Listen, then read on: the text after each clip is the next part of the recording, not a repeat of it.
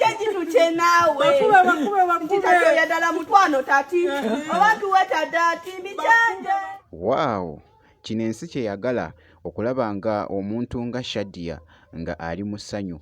Nengedde King Saha amufuuye munnange ate ebizike awo ebyokumukumu byengenda okubeera nga nkulagako maaso awo, ate nga nina munnange ate muwala wa Bobi Wine bannange yeeyongedde ate munnange okushayininga eside eno. Byebimu byengenda okubeera nga nkutuusaako.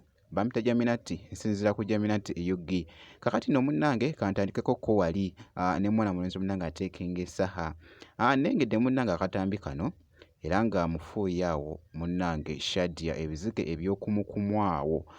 Inno nno ebimu munnange ate ebimuwadde munnange ate obuganzi mwana muwala ono Shadia kw'ossa ate n'okwagala ennyimba eza King Saha munnange. Omanyi ayagala nnyo luno oluyimba munnange King Saha ku remix eno gye yakola ne mwana mulenzi munnange ate Fefe Busi eya Pretty Pretty bannange alwagala nnyo nnyo nnyo. Ebiseera ebisinga ntera nnyo okulaba kontenti we nga abeera ayimbamuko ng'akola vibe munnange.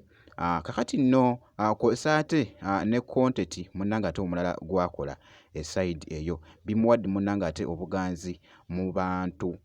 Naye nga ekikulu kya byonna ke katambi nno ate kwolaba yabadde nga yavisitinzeeko omwana mulenzi munnange ate King Saha wali bibadde bitya mu katambi. Kansooke nkakuwe ate mu ddakiika ntono nnyo ndyoke nkuze.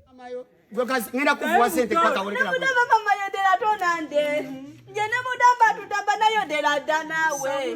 Lati nje muri bojo yadala njodere tonawe. Sa mudde nga mudamba nedda toncha nedda nje nayo dera danawe tale nadamba janto lye tonande. Ne mudamba nedda nanje gituche nawe. Bakube yadala mutwano tati. Abantu wetadati mbijanje. Mbijanje nje yadala mutwano tati.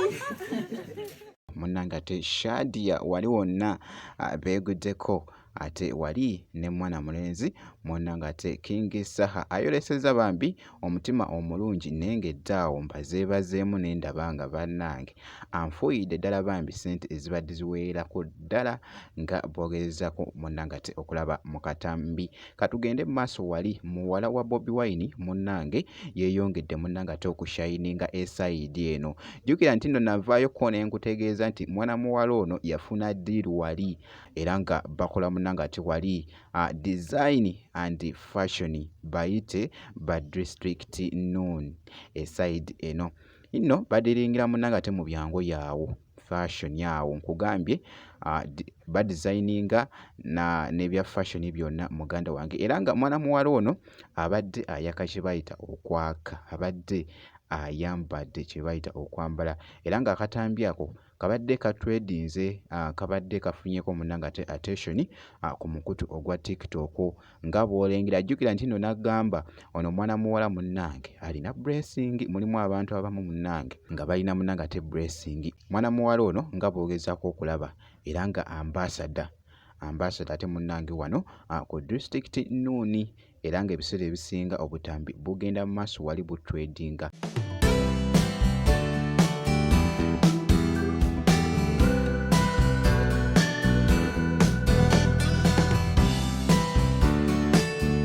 Amawulire gagenda mu maaso munnange ate okutambula wali omwana ssebo kati naye nga munnange byebyo omwana muwala munnange ate Shalom Namagembe yeeyongedde ate munnange ate okwaka esayidi awo nga bw'ogezaako okulaba munnange ku mwana muwala oyo muwala wa Bobi Wine esayidi eyo. Bwe nti bwe nkoze kakasa nti no video ogimpeera like kw'ossa ate n'okusubscribinga kasita obeera nga tonnaba. Ngenda kubeera nga nkomawo ku maaso eyo n'ebirala katono nnyo bwe nti.